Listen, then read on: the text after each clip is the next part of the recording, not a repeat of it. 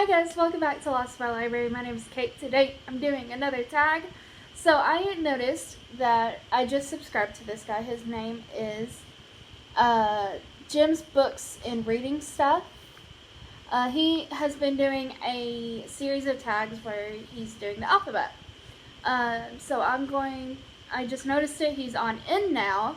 So I'm going to at least do this one for A. So I'm excited. It's kind of cool concept. So we'll just jump in, see where it goes, and see how, I don't know, maybe I'll continue doing these. Alright, so the first question is, A is for America. What do you consider the great American novel?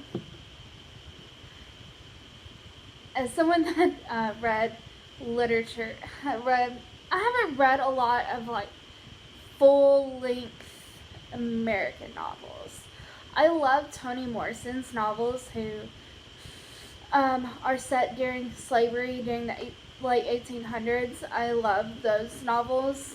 I'm really terrible. I haven't read a lot of American great novels.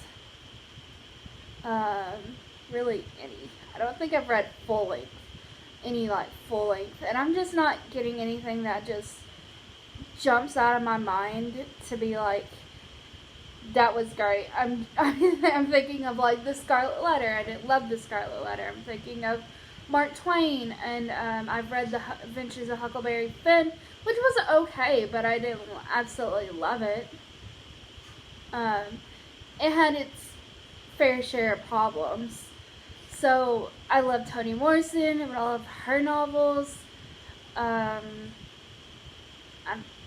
kind of just, maybe I'll have an answer later on, a different time when I need to read more. A is for arc. What character in literature has the most interesting character arc? Ooh. Who has the most interesting character arc? My first thought, as it generally always goes to, is Percy Jackson. Not Percy Jackson himself, but I think Luke Castellan, I forget how you say his last name, Luke, has an interesting character arc. He goes from being an sort of ally in the beginning to an enemy to being possessed by the Lord of Time to saving everybody. So because of Annabeth, basically. Because he was wanting to save his friend, whom he may have had a major crush on in the end. But I think Luke has a very interesting story arc of where he begins with hating his father to being possessed by the Lord of Time to saving everybody in the end. I think Luke definitely has a very interesting character arc. Alright, number 3 is A is for Abby, which this is not a prompt, but some of you have asked for more footage of. Oh, he has a cute dog named Abby. Okay, I'll insert cute picture of my roommate's dog here. Cute picture. A is for Australia. What was the last book you read by an Australian author? I actually just finished a book by an Australian author. I just finished one. So I just read Pandemic Patient Zero, which is by an Australian author. What? Because I do Compile now, so I look up what their nationalities are now specifically, and I just read one. So Pandemic Patient Zero, which is mainly set in South America. Okay, but it's really good. I gave it 4 stars.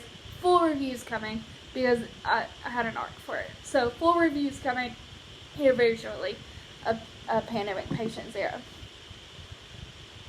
Okay, then number 4 is A is for Austen. What do you plan to read for Jane Austen July? I want to read, which is not July anymore, but I want to read Sense and Sensibility, reread Persuasion, and maybe try and get a hold on what Northanger Abbey is about, because I've read it and I'm confused. I really need to reread that to. I think I was just not in the right headspace to be reading that one, but I want to reread it. But I specifically want to read Sense and Sensibility just because it's the other big Jane Austen novel that I have yet to read. I love Pride and Prejudice. Pride and Prejudice is like my all-time favorite book. Just like it's one of my all-time favorite classics, and it's probably my all-time favorite romance novel. Which is weird, but I love Pride and Prejudice. So good. Okay.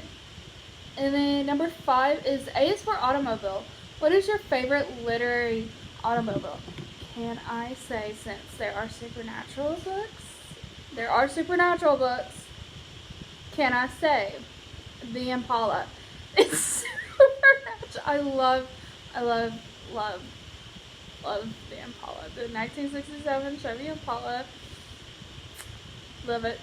I don't think I have another car that just like jumps out in my mind as much as Baby, the Impala from Supernatural, and since there's supernatural books. And they also, you can make an argument that film is also a literary. There's a script, it's a literary form, kind of, in a way. I love Supernatural. I love Supernatural so much. I don't read a whole lot of books with automobiles being the main focus. I have yet to read Christine by Stephen King. For whatever reason, Herbie Fully Loaded is jumping in my mind, but I don't think that was ever a book or anything. I'm just thinking horror, really, that are just like popping in my head when it comes to cars. But yeah. The Impala from Supernatural. Number 6. A is for anonymous. What is your favorite book or poem published anonymously?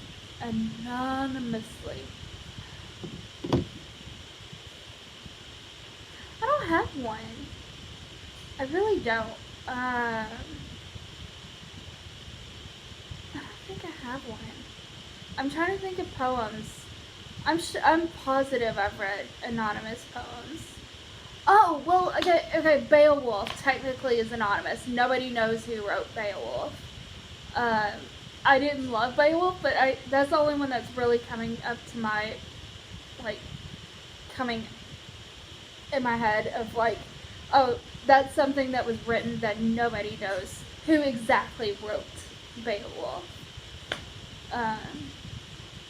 So Beowulf. Sure, we'll go with it. A is for autobiography. What was the last autobiography you read? I don't read autobiographies. I don't think I've read really. Nothing's coming to mind. Thinking of like just like my childhood, of like reading these like little short ones. I want to read Becoming by Michelle Obama. I want to read Barack Obama's autobiography. There's a lot of biographies that I want to read, but I have yet to read. So, sorry. A is for audiobook. Do you consider listening to an audiobook as reading? Yes, I do. Because you're still getting the book. It's just in a different form as to physically reading it, as on having a physical book or having it as an ebook. But yes, I do consider audiobook because you're still consuming it. You're still getting the same story. It's just different. And it's not like watching a movie, and it's not like we're watching a movie, because you're not necessarily reading when you're watching a movie, because you also have the visual aspect. But an audiobook, you aren't getting the visual aspect of it. So you're still reading.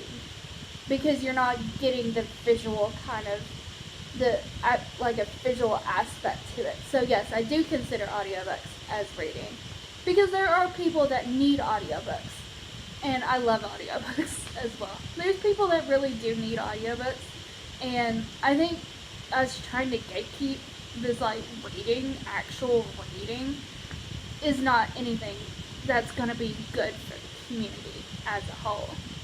So, that has been it. That's it for the A tag, an original tag by Joe's books, reading, and stuff. So I thank you guys for watching. I will leave a link in the description to Joe's original video for it. And I hope you guys have a wonderful day. Go be a good cabbage. I love you.